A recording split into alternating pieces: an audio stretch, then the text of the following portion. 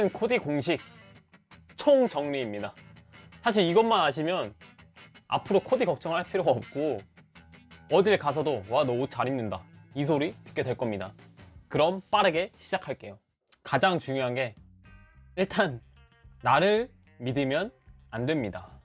패션은 개성이다 라고 하는데 옷을 못 입는 사람들은 자신의 개성을 좀 버려줄 줄 알아야 합니다. 저도 개성을 버리고 나서 깔끔하다, 옷 잘 입는다 라는 소리 듣게 됐습니다. 그러니까 제 말 꼭 믿으세요. 이 영상 보시는 분들은 이제 엄마가 사준 옷 그만 입으셔야 됩니다. 부모님이 낳아주신 건 고맙지만은 패션 감각이 없으시다 그러면은 살짝 미안하지만 밖에 어머니 안 들리게 조용히 말할게요. 어머니가 사준 옷 지금 당장 버리세요. 엄마 미안.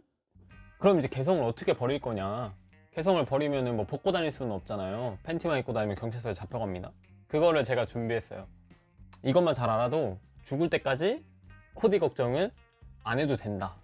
첫 번째 코디 공식은 아우터로 포인트를 주는 거예요. 이너를 다 검은색으로 맞춰주시고 아우터로 포인트를 주는 겁니다. 회색 블레이저로 포인트를 주고 있고 이렇게 하면은 굉장히 깔끔하면서도 엄청나게 고급지고 세련된 코디를 할 수 있어요. 옷 이제 막 잘 입으려고 하시는 분들은 뭐 여자한테 잘 보이거나 아니면 중요한 자리에 가거나 소개팅 자리에 가거나 이런 거 있으시잖아요. 소개팅 나갈 때 이 코디 입고 가면은 아주 껌뻑 죽습니다. 아니 그런 적 있죠. 소개팅 나갔는데 내가 열심히 떠드는데 여자 쪽에서 반응이 없을 때 이제부터 그런 일이 없는 거예요. 제 이렇게 입고 소개팅에 나간다? 아, 이 남자 좀 센스 있는데? 오늘 소개팅 성공하는 겁니다. 파스타 먹고 2차 술까지 마시러 가는 거예요. 그리고 애프터 스르륵 진행이 될 겁니다. 그리고 집에 가서 카톡 왜 안 오나 걱정하지 마시고 그날부터 연애 꼴이 나는 거예요. 이게 얼마나 개이득이에요. 그만큼 이 코디가 굉장히 좋다는 겁니다. 굉장히 쉽고 누구나 할 수 있기 때문에 그리고 이쁘기 때문에 좋다는 거예요, 이 코디가. 그래서 저는 이 코디를 엄청나게 강추를 합니다. 사실 한 건 없거든요. 그냥 이너 검정색으로만 입고 아우터에 포인트 딱 준 건데 그냥 그게 포인트가 돼서 굉장히 센스가 있어 보이는 거예요. 내가 한 건 별로 없는데 보는 사람 입장에서는 센스가 있다. 이게 얼마나 개이득이에요. 그래서 이 코디, 이 첫 번째 코디가 진짜 개꿀 코디입니다. 개꿀 코디. 그러니까 꼭 한번 도전해 보시길 바랍니다. 아주 껌뻑 죽습니다. 초보 두 번째 코디. 이건 이제 아우터를 입는데 이너에 포인트를 주는 거예요. 신발이랑 하의를 검정색으로 가고 아우터도 검정색으로 가고 이너를 다른 색으로 가서 이너에 포인트를 주는 겁니다. 이것도 굉장히 깔끔한 코디인데 소개팅용 코디라고 해도 무방합니다. 저는 보시면 검정 슬랙스에 첼시 부츠를 신고 가죽 자켓 입고 흰색 티를 입어서 심심하지 않게 했습니다. 만약에 여기서 이너도 검정색으로 갔으면 엄청나게 심심했을 거예요. 사실 우리가 아우터가 여러 개 있는 것도 아니고 아우터만으로 포인트를 하기에는 7일 내내 똑같은 코디를 입고 나가야 될 수도 있거든요. 그러니까 다른 코디도 추가해 주는 거죠. 보시면 중간중간 아이템을 계속 바꿔서 코디를 해주면 느낌이 다른 코디가 되죠.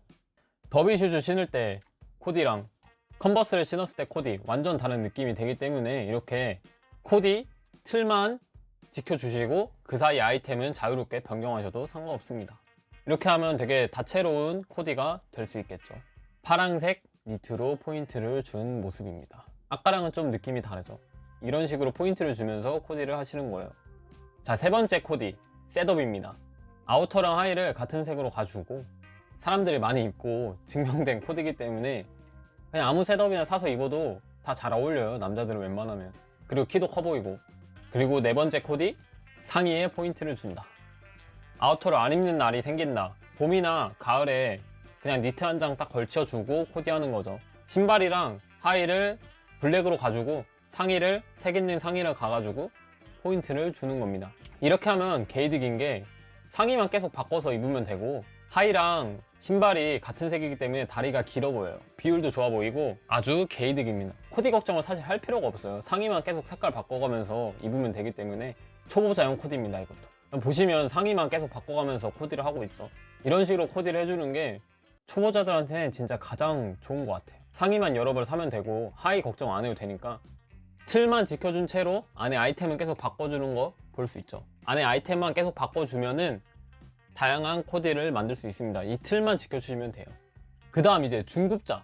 사실 청바지에 인티를 여자들이 막 청바지에 인티 입으면 좋아한다, 청바지에 인티만 입어줬으면 좋겠다 하는데 청바지 인티가 저는 개인적으로 생각했을 때 솔직히 코디가 조금 어렵다고 생각을 해요.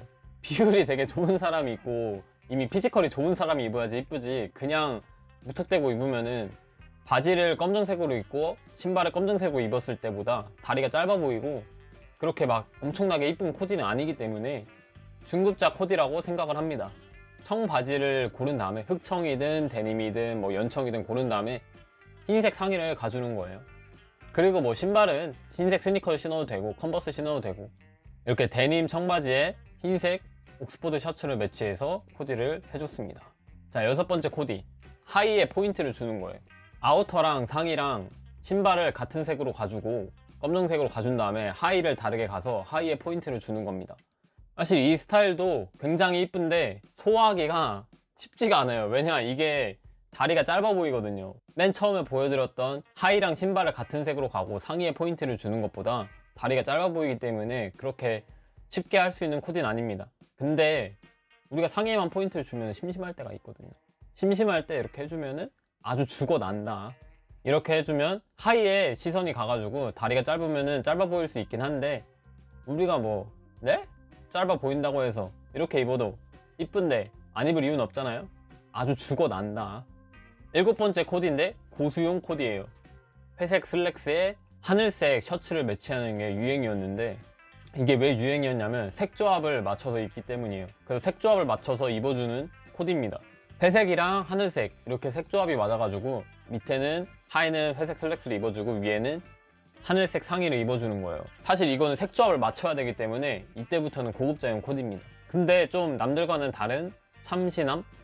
남들과는 다른 센스 있는 걸 보여줄 수가 있죠. 자, 그럼 여덟 번째 코디. 여덟 번째 코디는 톤온톤 코디인데요. 톤온톤 이런 거 많이 들어보셨죠? 어려울 거 없이 그냥 같은 느낌의 색의 옷들을 톤만 다르게 해서 입는 거예요. 보통 베이지 톤온톤을 많이 보셨을 텐데 이렇게 위에랑 하의랑 톤을 다르게 가서 입는 겁니다. 근데 이것도 생각보다 톤을 맞추는 게 쉽지가 않고 느낌을 맞추는 게 쉽지가 않아서 어려운 코디입니다. 그리고 마지막 아홉 번째 코디 공식은 신발에 포인트를 주는 겁니다. 빨간 반스를 신어줌으로써 신발에 시선이 갈 수 있도록 포인트를 주는 거예요.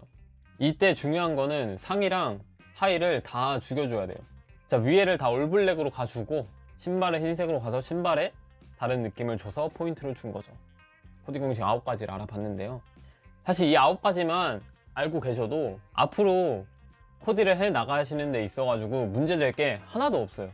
이 9가지 코디 공식은 스트릿에 적용을 해도 되고 미니멀에 적용을 해도 되고 뭐 남친 룩에 적용을 해도 되고 캐주얼에 적용을 해도 되니까 9가지 코디 공식을 알고 가시면 도움이 되실 겁니다.